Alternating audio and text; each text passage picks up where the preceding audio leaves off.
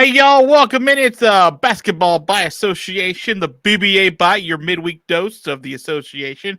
Arky, Shea here, Joel Cordes there. What up, Joel? Hey, I see we're kind of matching colors here today, Chicago Bulls stuff, and you and I need to take a pledge, a solemn pledge, because we broke this pledge last week on the BbA Byte. We have to try to keep this one kind of moving, efficient, that sort of thing. We got all in the feels last week, and we're pushing like almost regular episode length, and you got to always leave people wanting more.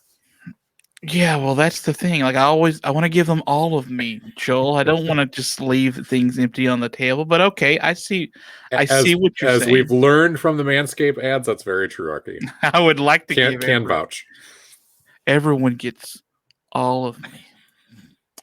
Okay, so let's just talk about a couple stories that I think that are interesting that are hitting up. First of all, how about Russell Westbrook, the first player in NBA history to get a 35.20 plus assist triple-double? And oh, by the way, Russell Westbrook's been there 17 minutes. He's already the franchise leader in triple-doubles. That's listen, I have many things to say about the way Russell Westbrook attacks the game, but dude is a phenom, man. I don't feel like we get to talk about that guy enough.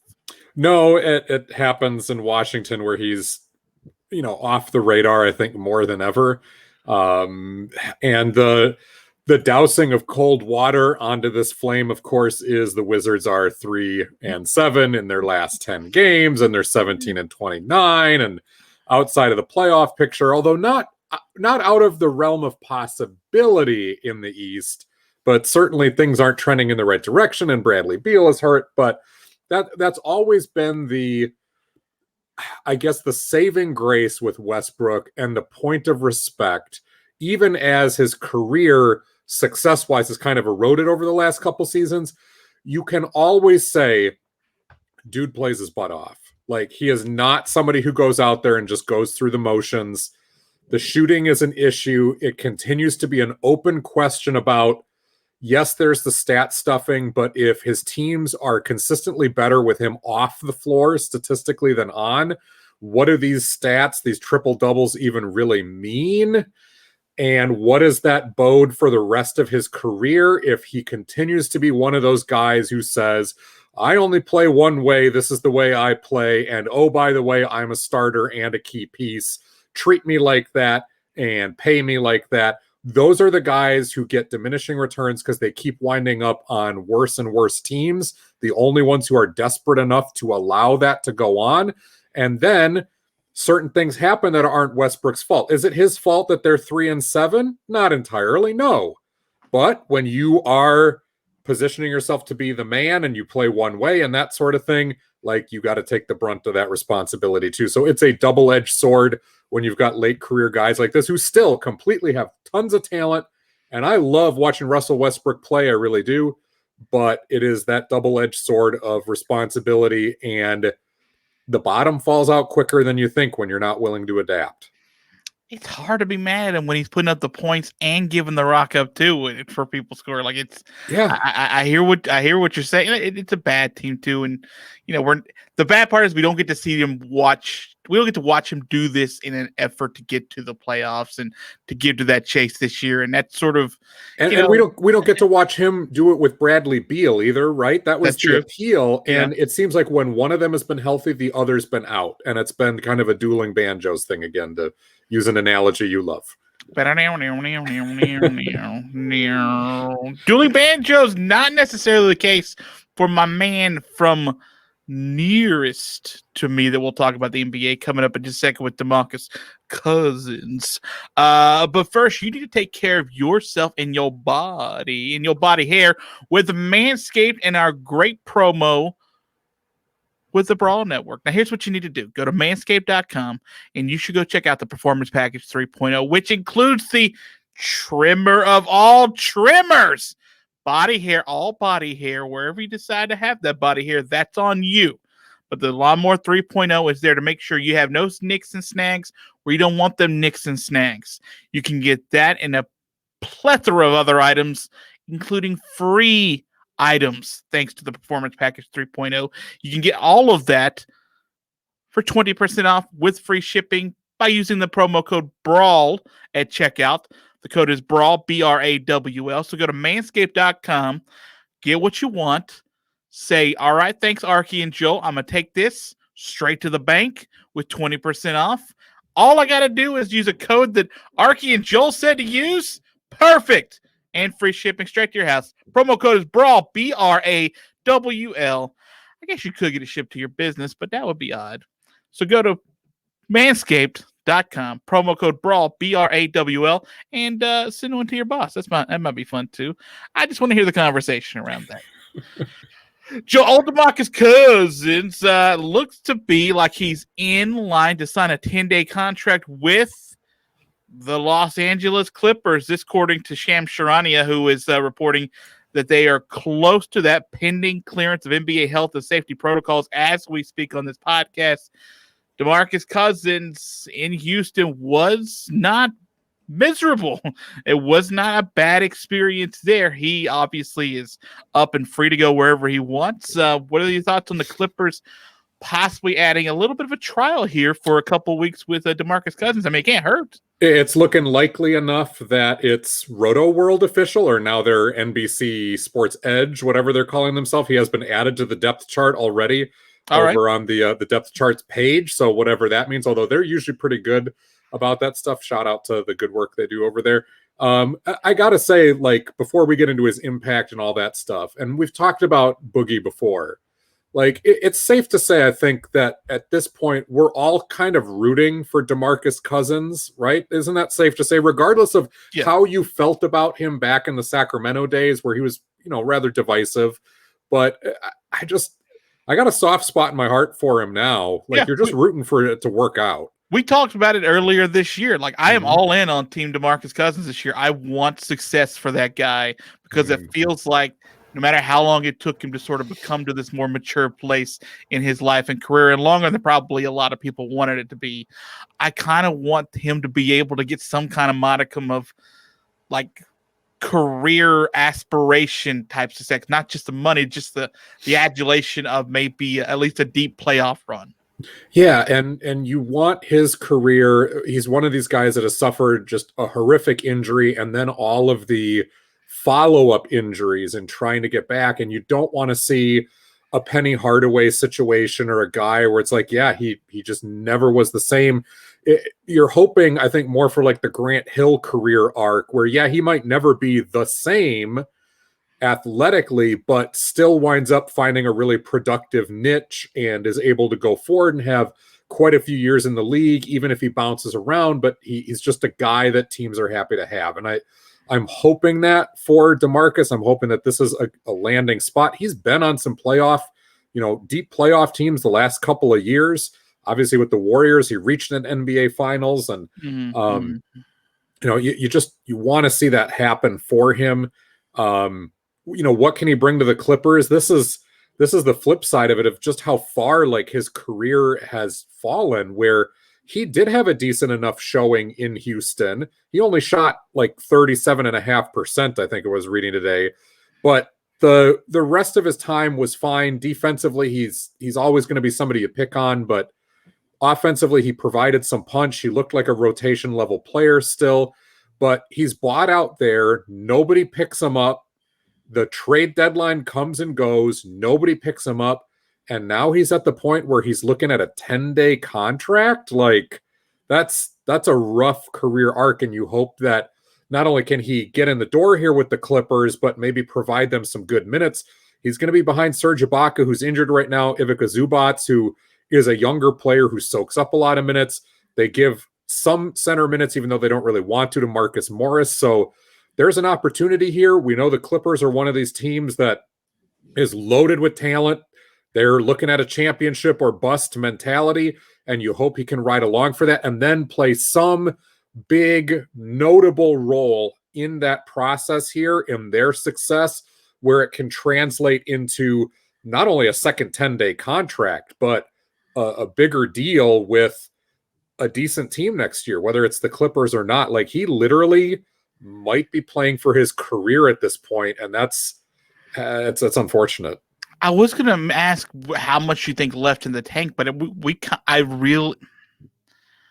I don't want to say it out loud because I feel like I'm speaking it into existence, but like, we're almost on E, aren't we? From an NBA perspective, yeah. Like he clearly still can play. Like he averaged 9 points, almost 10, and 7 boards. He's got a little bit of range to his jumper. He's always been an underrated passer and not really like a selfish guy out of those passes. Even though, he had a reputation as a malcontent in Sacramento, and we've talked at length about how some of that was self-inflicted, some of that was just being part of a disorganized, disjointed organization.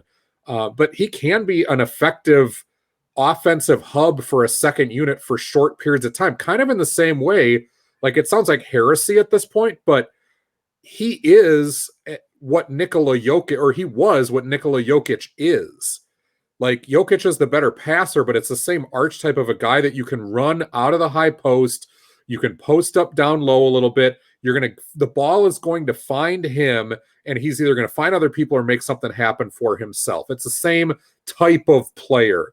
And he can do that, I think, against second tier, third tier players. The question is, does his reputation still have any negative bearing on him? I don't think so. And when you look at him and the injury history, and there are younger guys coming up who play the same way, which teams are willing to take a risk on him? Rebuilding teams will not, because they're going to give those minutes to a younger guy. And older teams, it's really got to be the right situation. So we might be looking at a scenario where if he bounces out of these 2 10-day contracts, or even if he does stick with the Clippers but doesn't get a lot of minutes, he might wind up going to Europe, going to China, having to play a year or two there to prove that he really is healthy and that he can do more than just be like a fringe rotation guy and play his way into a new contract. And we've seen guys in injury situations have to do that before and then get themselves back into the league. It's just usually that doesn't happen like late career, but he's also not as old as everybody thinks he is. No, he's 30, man. Right. Right. Like, there's time. There is time. There is time. You just wonder if he would go and do that, right? With the career he has had and the amount of money that he has made, maybe he might be ready just to start the next phase of his career, which, I'm not sure how interested he is in sort of assisting or coaching or just going into some other avenue that maybe he doesn't want to go over to Europe and continue to play to sort of prove that he can still play. Maybe it's just with all those injuries that stacked up, and it's time to sort of spend some of that money and see if you can invest in something that makes this the rest of your career, not career, but your life. Because, dude still got 40, 50, 60 years left to live. That's it's a long time to think about the fact that dude's been in the league for 10, 11 years. And, he's fine financially. It's just, what do you want to do next? A career and athleticism and all of that is so fleeting. And that's the message the older players always give the younger players. And so many younger players, you don't believe it'll happen to you. You don't think it's possible for you until it does. And DeMarcus Cousins is going to be one of those, veteran guys who has that message to preach firsthand. Enjoy it while it lasts. Would you like to take a guess at how much money he has earned in his career? So it's got to be over 200 million. You would be a little surprised. It's not quite that. Okay. Is he 160? No. Not even. Not even. In fact, it's a scant 91.8 million. So he got 1.5 big contracts essentially. Yeah, his first. Yeah, he got one big contract from Sacramento, and then I guess sort of on the back end of that, got to New Orleans for his big $18 million. And that's when he got hurt, and he never got the second deal. So that's right. That's where, if he had not gotten hurt, he was set up for a huge contract. Right, he would have been a max level guy without question. Absolutely, that's when he would have gotten the 160, 200 million that we're thinking about. You could win perhaps 160, $200 million if you use DraftKings. It's just, it may take you a minute or two to get a couple of bets right, but hey, they're not unwilling to pay it out if you win it, Joel. Yeah, and DraftKings has so many different ways for you to make that money Diversify your portfolio. Bet on the NBA, of course. That's why you're listening to this show, is you love basketball as much as we do, but there are certainly other forms of basketball that are available for wagering. You know, that March Madness thing is still going on until April 5th. You are running out of time, but over at DraftKings, you can still take your best shot at picking a matchup with 100-1 odds now through the tip-off of the college basketball national title game that is on April 5th. DraftKings will be offering 100-1 odds on any matchup from all of the rounds they've been doing this up through this national championship. So just go to dkng.co/brawl march. That's right. It's a new link than we normally give. dkng.co/brawl march. Head over to the Sportsbook promos page. You click boost the event and you'll be on your way. And you get those 100-1 odds. Eligibility restrictions apply thanks to our partnership with DraftKings and Brawl Network and us, Basketball by Association. It's not bad. Not a bad deal. By the way, tonight, before we get to our final story, tonight is the Basketball by Association game. Did you see the my Knicks your Minnesota Timberwolves tonight? It is a thing that is happening. I most likely will be watching. I know at some point you and I had talked about maybe like live blogging or doing a show around that. I still think we should at some point. I just don't know if I want to do it with this Timberwolves team. My Knicks 3.5-point favorites. I like them on the road tonight, brother. I'm just gonna throw that out there. I mean, Malik Beasley is back. That's a good thing. D'Angelo Russell is supposedly progressing to 5-on-5 again, but none of it really matters. They continue to find new ways to lose. But such is the life of being a T-Wolves fan. That's fine. Update status on LeBron James's injury. His sprained ankle is going to keep him out 3 to 5 more weeks, according to, I think it's a Sham Sharani reported that too. A couple shout outs for him on this year podcast. That puts him to the playoffs, basically, man, if he's going to be out the 3 to 5 weeks. And that's a team that they won a couple in a row. That is fair and that is true. But, brother, he's 36. I'm not really worried about how good he can sort of be when he comes back to sort of turn it on. But I don't love the idea of bringing a guy at that age in cold to start the playoffs when it's not the easiest conference to get out of in the world, you know? No, it's not. And the pressure begins to mount now on Andre Drummond, who's going to make his debut this evening, reportedly. And the pressure begins to mount, of course, on Anthony Davis to get back soon enough to keep this thing afloat. Home court advantage doesn't matter all that much if you're the Los Angeles Lakers, because there aren't a lot of fans in most stands, and there are no fans in California stands yet, at least the recent games that I've watched. Maybe that'll change soon. But there really isn't that advantage there. At the same time, you know, matchups maybe start to make a little more of an impact here. And if you're the Denver Nuggets or the Portland Trail Blazers, who are sitting 1 game and 1.5 games behind, respectively, of the Lakers, now is your time. Now it is go time. Obviously, there's pressure to win all the time anyway, but knowing that LeBron's not going to be back, jump those couple of seeds, get into those matchups that you want. Although, here's the crazy thing about this year's Western Conference. If you're Denver, does it make sense to jump up into the 4th seed and have to play the Lakers anyway? Not really. Maybe it makes more sense for you to jump up and play the Blazers. If you're Portland and you're in that 6th seed, do you try to stay there because you get the Clippers or maybe the Suns or the Jazz if they fall off? These are tough questions because, like you said, we don't worry about LeBron James coming back, but that's based on a past track record. And with every year, LeBron is older and Father Time is undefeated and all of those cliches. And coming back into the playoffs, if there is any rust, or especially if Anthony Davis is not back. And I think with LeBron, what I don't worry about necessarily is rust. I worry about like retweaking the injury and not recovering as quickly as superhuman LeBron has always done. To me, that's the bigger concern. But again, this is a deep Lakers team, and it's a talented Lakers team. They went through this last year. They were more talented, deeper coming into this year. So if Drummond is a good fit, I'm not entirely worried about them, whatever they get out of LeBron in that first round. Well, you know, I mean, you start with a pretty easy Milwaukee Bucks team tonight, so that'll be fun for that. We're going to find out, yeah. I'll just say this. LeBron's been extremely durable his entire career. He has had very few sort of major injuries to speak of, but The two that are most notable have happened in Los Angeles on the back end of his career so far. And when you talk about getting to that age with that kind of mileage on that body, no matter how superhuman we think he is, and he has sort of been that, he's not.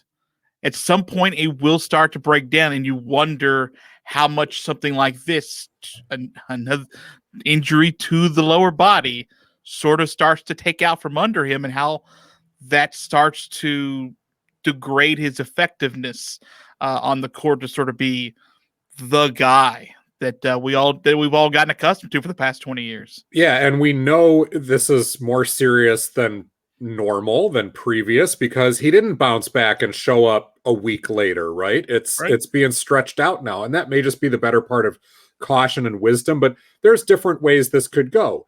He could come back and be the same old LeBron, and we're back to talking about what a superhuman recoverer he is, and the greatness of LeBron and all that stuff, and that's definitely plausible. It's not like he's 40. It's not like he's had major injuries through his career. He's had a lot of mileage, but not major injuries. But there's the other side of this, going back to the DeMarcus Cousins analogy, like you can try to speak into existence or train into existence whatever you want, but sometimes things get decided for you that you don't decide, and injuries beginning to rack up, and a career that LeBron's saying, I'm going to play till I'm 43. I'm going to play with Bronny Jr. I'm going to do this. I'm going to do that. Well, that may be your intention, but that is not always the way things work out. And the NBA and every major sport and life is littered with stories like that, where you can plan whatever you want, but the universe kind of has to cooperate with that. So yeah, I'm not wishing that or speaking that onto him at all, but I do think, like, everybody who just assumes he'll come back, he'll be fine, you never know. There's so many unknowns. Listen, and LeBron's also been that ultimate, like, I want to give everybody a show as long as I'm healthy and able to. He's not been the kind of guy that sort of skip games just to skip games. So there's never really sort of been a stretch of time where he's just sort of sat out for rest. You know what I mean? So it's just eventually that does get to you. And when you start having injuries, I think that just sort of compounds that when it's with on top of the age, and eventually it won't be the same LeBron. And you wonder if lower body injuries keep doing that to you, that there's only so much he's going to be able to take, that it's just going to be, there's going to be a diminishing return for LeBron James. And you wonder how much that could be effective, especially when you got some really young athletic teams that he'll be going up against in these playoffs that may be able to take advantage of some of that. Maybe a half a step slower LeBron than normal. Phoenix gets out and they're your Western Conference champions or something, or Denver gets past, or, Utah finally slays the Dragon. Yeah. I mean, it's a team has to play a really great series to do that, but we've seen that happen many times before. And I know we got to get out of here. Yeah. But the other side of context to this might be, maybe it's not as serious as we all think. But remember that LeBron got so little rest in between the end of the NBA finals and the beginning of the new season. And that was a concern. And so being cautious, it may be, hey, we're going to get you in training. We're going to get you as right as we possibly can. Use this time to recover because you didn't have it before. And then it's go time. And maybe they're able to do that with the knowledge that Anthony Davis is coming back quick. So again, when teams are tight-lipped like this and you don't have a lot of intel, there's a lot of different ways this could go. Yeah, maybe LeBron just wants some longer naps. That's all. Maybe. Drink some wine. He does love the wine, him and Greg Pop. There you go. Cheers, LeBron, to that bum leg of yours. Joel, that's it for us. Good BbA Byte here, man. Thank you for spending a little time with me and talking a little hooparoos. All right, and we're going to do this again coming up on the longer show on Sunday, the full version. And of course, if you're listening on Spotify, iTunes, wherever you get your podcast and you want to check out the video version, we are on YouTube. Just search BbA or Basketball by Association and you will find us. And if you're watching our ugly mugs here on YouTube and would rather get the audio version, well, my ugly mug here on YouTube, and want the audio version, Spotify, iTunes, wherever you get your podcast, that is where we be. Yeah, speak for yourself, brother. Come on now. All right, that's it, man. I'm hurt. You hurt me at the end of this, man. Wow, that was. Whew. No need to come so harsh. All right. Bye, guys.